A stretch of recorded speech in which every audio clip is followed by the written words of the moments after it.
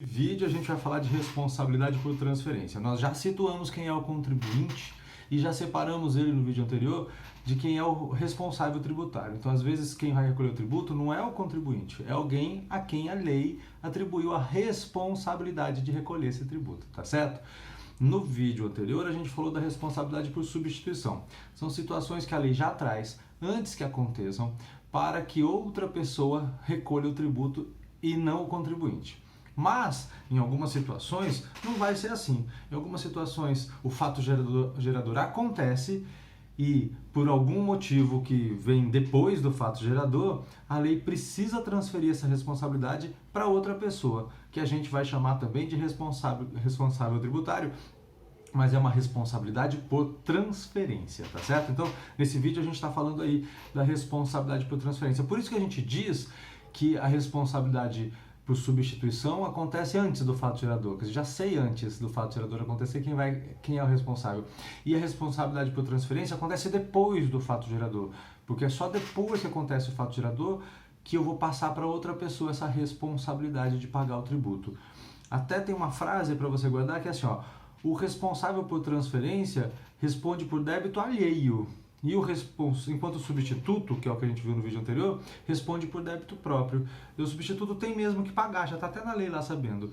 O responsável por transferência, ele vai pagar porque aconteceu alguma coisa e aí sobrou para ele, entendeu? Sobrou mais ou menos, né? Tá na lei e ele sabia disso também, ele tinha condições de saber disso. Então, olha só, a responsabilidade por transferência, ela pode se dar em três situações. Ela pode se dar por solidariedade, ela pode se dar por sucessão ou ela pode ser de terceiro mesmo. Então, solidariedade é uma situação em que eu sou solidário com outra pessoa por conta da tributação. Sucessão, eu sucedi ela legalmente, né, juridicamente. Havia uma situação e ficou para mim, eu sucedi ela. E de terceiro é porque eu sou um terceiro, não tinha nada a ver, mas eu vou recolher aquele tributo. Então vamos entender cada uma delas, tá? A responsabilidade por solidariedade, opa, deixa eu virar meu código. Por solidariedade, ela está nos artigos 124 e 125 do CTN, então dá uma olhada lá. O 124, por exemplo, no inciso 1, ele traz uma responsabilidade por solidariedade, né, natural, que a gente chama. Por exemplo, quando você tem vários irmãos. Você tem vários irmãos, a tributação vai acontecer sobre um bem que é de todos os irmãos juntos, e eles são todos donos desse bem, e eles são solidários, é uma solidariedade natural, né? Aí no inciso 2 ele traz solidariedade legal, que é o caso do transportador.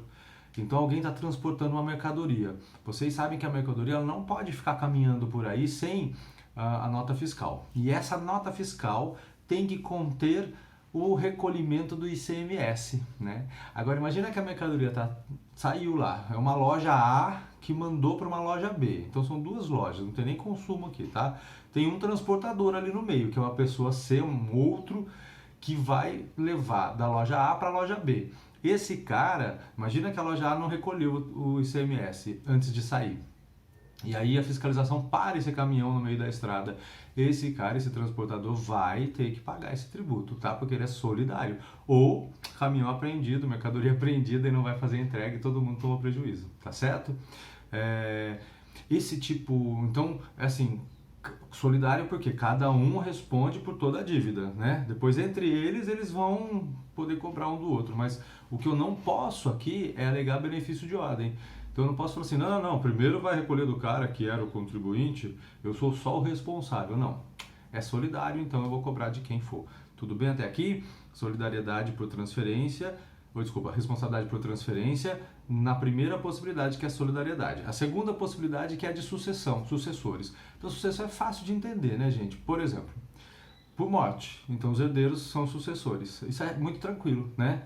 Eu comprei um imóvel, o IPTU está atrasado, eu que sou o dono agora, então eu tenho que pagar esse IPTU. Vocês entenderam o que eu estou falando?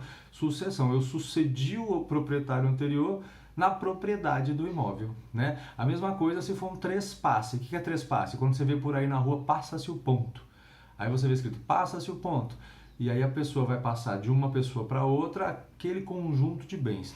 Não o nome jurídico, não o que a gente chama errado de razão social, né? Que chama nome empresarial, tá lá no Código Civil. Não é isso, são os bens, né? As marcas, os bens materiais, o próprio ponto em si, né? A gente vai passar aquele conjunto de bens de um para o outro, isso chama trespasse. Então, quando está escrito lá, passa-se o ponto num bar, aí a pessoa pega aquele bar para si, arrenda ou compra, não importa, trespasse é isso aí, a transferência do estabelecimento, pode ser arrendamento, pode ser venda, pode ser o que for. Quem pegou, quem adquiriu, o adquirente, ele é responsável tributário por sucessão, porque ele sucede o outro nessa operação aí. E aí aqui é que entra também, aqui tá desde o 129 até o 133, tá? Só para você ir localizando aí, 129 a 133, tudo CTN. Aqui é que entra aqueles casos de transformação, incorporação, fusão. A lei não fala de cisão e eu posso explicar rapidinho por quê. Ó. Transformação, era uma SA, virou limitada. Era uma limitada, virou SA. Transformou o tipo societário. Mas é a mesma coisa, é a mesma pessoa. Pensa assim, Cadu SA virou Cadu Limitada. Ou Cadu Limitada virou Cadu SA. Continua sendo Cadu, você percebe? Só mudou o tipo ali no final. O tipo societário. Não dá nem para falar de sucessão, tá, gente? Juridicamente, ninguém sucede a si mesmo. Mas aqui a gente vai enquadrar como responsabilidade dos sucessores, porque cabe aqui no 129 até o 133 do CTN. Então, o que era Cadu Limitada tinha dívidas e ele passou a ser Cadu SA, esse Cadu SA vai ficar com todas as dívidas, inclusive as tributárias. Fácil de entender, né? A incorporação é a situação onde uma empresa engole a outra. Né? Não sei se vocês vão se lembrar, mas o Santander, que é um banco, engoliu o Banespa. A gente tinha um banco muito importante no estado de São Paulo, Banespa, Banco do Estado de São Paulo. O ele eu não sei, é banco, né? Bom, e o Santander engoliu, comeu o Banespa todinho, não existe mais Banespa. O Santander é responsável tributário por toda a tributação do Banespa. Como o Banespa era um banco estatal, a gente já estudou lá as imunidades e tudo mais, né? Mas se fosse um banco privado, como por exemplo o Itaú, que engoliu o Unibanco, né? O Itaú comeu um outro banco chamado Unibanco. Então ele tem que responder por todas as obrigações tributárias do Unibanco. Então falei de transformação e de incorporação. Na fusão, duas sociedades que existem, elas deixam de existir, se unindo para formar uma nova que até então não existia. Então, ó, eu tenho duas sociedades e elas são independentes, mas elas resolvem se juntar. Mas elas se juntam de uma forma específica chamada fusão. Elas deixam de existir e formam uma que então não existia. Então a primeira morre, a segunda morre, nasce uma terceira, que é a fusionada.